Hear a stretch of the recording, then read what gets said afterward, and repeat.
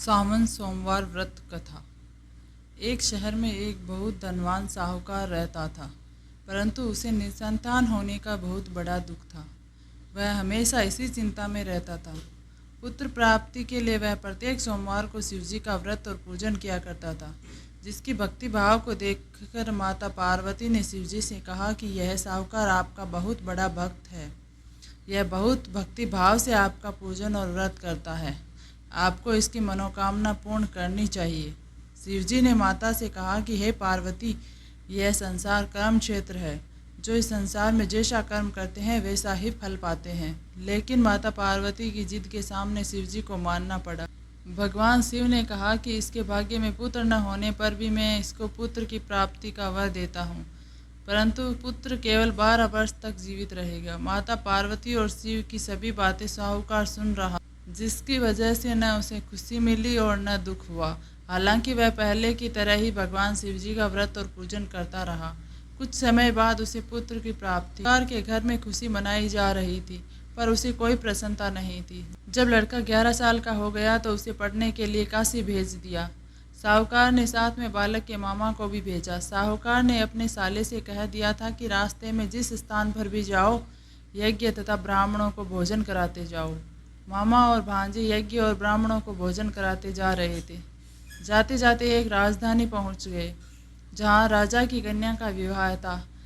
लेकिन बारात लेकर आने वाले राजा का लड़का काना था। राजकुमार के पिता को चिंता थी कि वर को देख कन्या शादी के लिए मना न कर दे। तभी राजकुमार के पिता अति सुंदर साहूकार के लड़के को देखकर सोचा, क्यों न शादी तक इस लड़के को वर बना दिया जाए।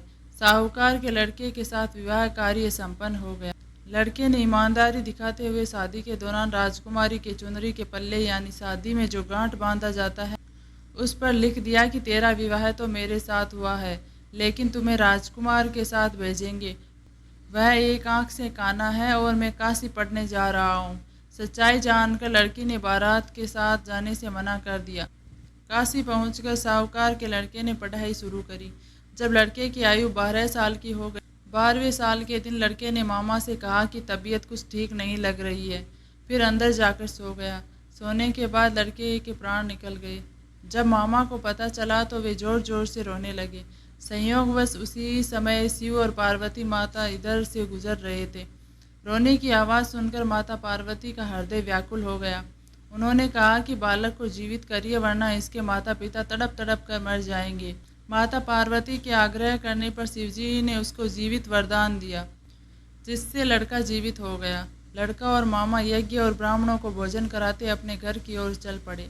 वे उसी रास्ते से लौटे जिस रास्ते से साहूकार के लड़के और राजकुमारी की शादी हुई थी। राजा ने लड़के को पहचान लिया और राजकुमारी के साथ उसकी विदाई कर दी।